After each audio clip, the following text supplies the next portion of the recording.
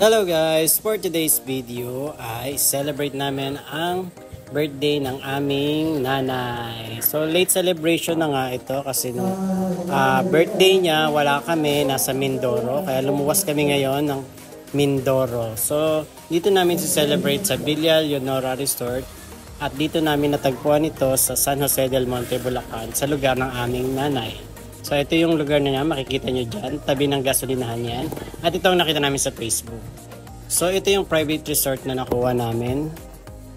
Yan. Pag akyat mo dyan, maaliwalas naman siya at malaki at kasya ang 30 to 40 na katao. Yan si mama, yung celebrate. At ito yung aking asawa na nagbibideo-video din dyan. Vlogger yan! Siyempre, ito yung swimming pool at maliligo ng aking mga anak. Dahil excited na sila sa tubig. At ang kasama niya ang kanyang mga pinsan.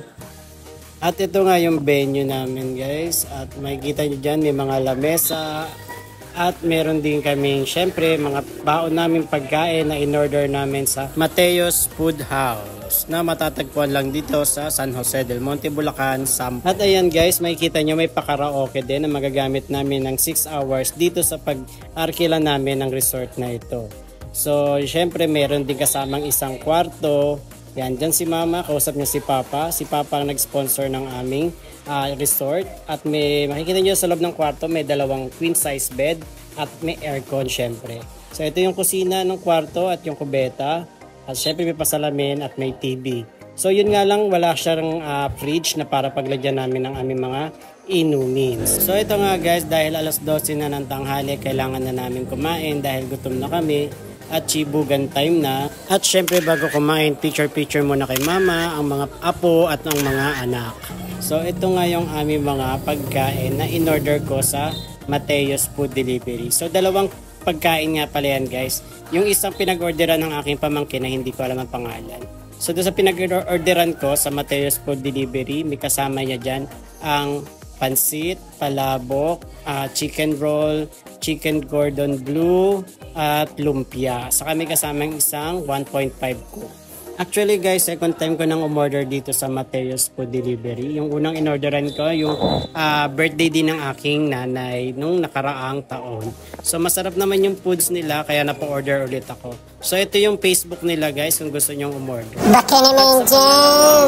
Pagkain naman na pinag-orderan ng aking pamangkin, merong lechon at saka may papring malilit na bilao ng pansit at palabok. So yung pinag-orderan ko sa Mateo's Food Delivery, nagkakahalaga ito ng 3,500 kasama na ang delivery guys. So dito lang yan sa San Mateo, Bulacan. So bandang sample lang sila. Yung pinag-orderan naman pala ng aking pamangkin na lechon ay worth 6,000 plus.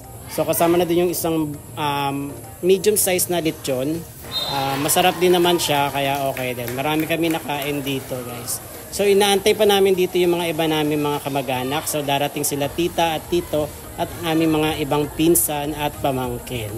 So nandyan sila, pupunta sila dyan mamaya. Ito nga kami, kumakain na. Kasama yung aming mga pamangkin at pinsan at yung aming dalawang kaibigan. So ito yung asawa ko.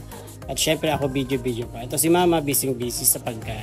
Sulit na sulit guys ang aming mga in-order na pagkain. Masasarap. So halos 30 packs din kami kumain dyan. May mga natira pa kaya may mga naiuwi kami sa aming bahay.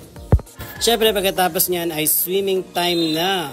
At syempre may pa alak din kami dyan. At kami ay iinom pagkatapos naming kumain. So dahil dito ay nagkakaraoke na nga kami at may inuman na. Dumating na rin ang aming mga tito at tita at ang aming mga pinsan. So nandyan na sila, kumakain muna sila. At yung iba naman ay naliligo na. At pagkatapos nga namin kumain guys, ay syempre ang karaoke time na at syempre inuman time na rin. At meron nga kami dyang Red Horse at mga alak sa lamesa. So hindi ko na rin guys ipaparinig kung ano yung kinakanta ni mama dahil baka tayo ay ma-copyright sa music na kanyang kinakanta sa sobrang ganda ng kanyang boses. Oh yan tumatagay ng aking misis dyan. Siyempre may pa-Red Horse yan. Sasabihin ko na rin sa inyo guys kung magkano itong private resort na nakuha namin dito sa San Jose del Monte, Bulacan. So ito nga ay nagkakahalaga ng 7,000 for 20 packs. So kapag sumobra kayo sa 20 packs guys ay merong 150 pesos na dagdag per head. Ang time check-in nga namin dito guys ay 9 AM hanggang 5 PM. So morning ang kinuha namin para hindi kami gabihin dahil may mga bata kaming kasama. Hindi nga namin masyadong nagamit yung kwarto dahil nga focus kami doon sa labas at mag-swimming. Ang kabuuan nga na nagastos namin dito sa private resort ay umabot din ng 15,000 kasama na ang foods at ang resort.